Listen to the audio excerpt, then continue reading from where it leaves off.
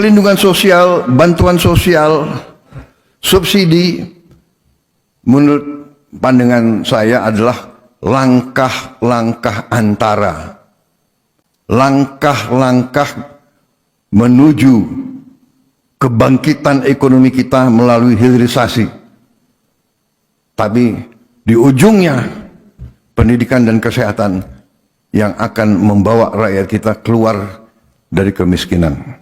Jadwal PKH dan BPNT tinggal 4 tahap lagi periode 2025 via KKS dan PT Pos Indonesia. Simak prediksi tanggal selengkapnya. Informasi terbaru tentang jadwal penyaluran jenis-jenis bansos. Apalagi saat ini tidak terasa waktu terus berjalan, sudah masuk awal bulan Februari 2025. Kategori bantuan sosial reguler program Keluarga Harapan atau PKH, termasuk jenis bantuan pangan non-tunai BPNT, jumlah masyarakat yang menerima bansos cukup besar. Sebelumnya, kita harus melihat progres 6NG terbaru 04 atau tanggal 4 Februari 2025. Dilansir dari akun pendamping sosial Kemensos melalui YouTube seputar cuan. Untuk kategori bantuan sosial PKH sudah masuk dalam verifikasi cek rekening. Bahkan untuk BPNT ini lebih awal di progres yang sama pada akhir Januari. Sebelum keluarga penerima manfaat atau KPM ingin mengetahui cairannya atau penyalurannya. Memang sampai saat ini belum ada informasi resmi kapan pencairan dua kategori bansos tersebut. Selain itu, terdapat berbagai tahapan hingga dana bisa masuk ke kantong masing-masing penerima. Tetapi penting juga untuk KPM mengetahui berbagai prosesnya. Berikut 4 tahapan bansos PKH dan BPNT gelombang 1 2025 disalurkan, yaitu yang pertama, SPM Surat Perintah Membayar. Yang kedua, SP2D Surat Perintah Pencairan Dana.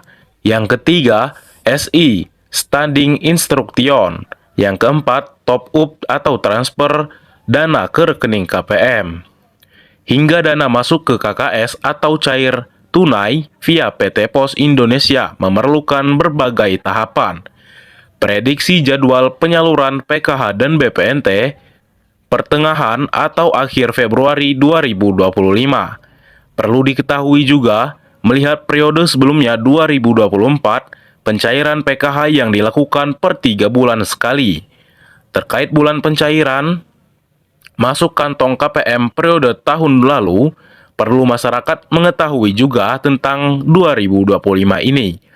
Pada 2024, dana masuk ke rekening KPM pada minggu pertama atau kedua di bulan ketiga, yaitu Maret 2025. Diprediksikan jika sama dengan periode sebelumnya, paling lambat Maret dana disalurkan. Nah, jadi buat para KPM semuanya dan masyarakat-masyarakat, terutama dari desa-desa terpencil, di sini bisa kalian perhatikan dan bisa kalian simak. Karena di sini diprediksikan jika sama dengan periode sebelumnya, paling lambat Maret dana disalurkan. Nah, jadi di sini masih diprediksikan saja. Demikian informasi 4 tahapan bansos PKH dan BPNT gelombang 1 2025 disalurkan, semoga bermanfaat. Awas, KPM bisa dicoret dari daftar penerima bansos jika gagal verifikasi cek rekening. Penyebabnya ternyata, silakan simak video ini. Keluarga penerima manfaat atau KPM ternyata bisa terancam tidak lagi masuk daftar penerima bansos. Penyaluran bantuan sosial atau bansos bisa dihentikan untuk KPM jika sampai gagal dalam tahap verifikasi cek rekening. Verifikasi cek rekening adalah salah satu tahapan yang perlu dilalui dari proses penyaluran bansos. Baik itu KPM PKH maupun BPNT akan melalui tahapan ini untuk dipastikan kelayakannya sebagai penerima bantuan tersebut. Verifikasi cek rekening adalah tahapan keempat setelah kemunculan periode saluran bansos di aplikasi 6NG. Tahapan inilah yang saat ini sedang terjadi pada penyaluran bansos PKH dan BPNT triwulan 1 tahun 2025. Tahap ini juga menjadi penentu apakah seorang KPM bisa mendapatkan bansos atau tidak. Artinya, rekening para calon keluarga penerima manfaat atau KPM yang nanti bakal dicairkan bansosnya itu saat ini sedang di-cross check, ujar Lutfi Azhari. Pernyataan tersebut disampaikan Lutfi pada unggahan di channel YouTube seputar cuan. Pengecekan atas cross check rekening calon KPM dilakukan oleh pihak Kementerian Sosial maupun Kementerian Keuangan. Ada alasan khusus mengapa proses ini bisa menyebabkan kegagalan penyaluran bantuan untuk para KPM. Karena pada tahap ini akan dicek apakah ada kepadanan atau kesamaan data. Dicek rekening para KPM apakah ada perbedaan data atau tidak antara data rekening di bank, data Dukcapil, dan juga data DTKS. Lanjut Lutfi, jika ada data yang tidak sesuai atau berbeda, hal ini akan menjadi penyebab tidak lolosnya KPM pada tahap verifikasi cek rekening. Yang terjadi kemudian, tentu saja KPM tersebut bisa dihapus dari daftar penerima bantuan ini.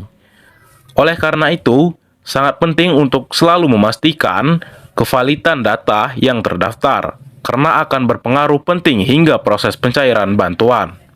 Nah, oke, mungkin cukup sekian dulu untuk informasi hari ini. Semoga bermanfaat dan semoga membawa angin segar untuk para sahabatku semuanya. Nah, oke, saya akhiri saja. Assalamualaikum warahmatullahi wabarakatuh.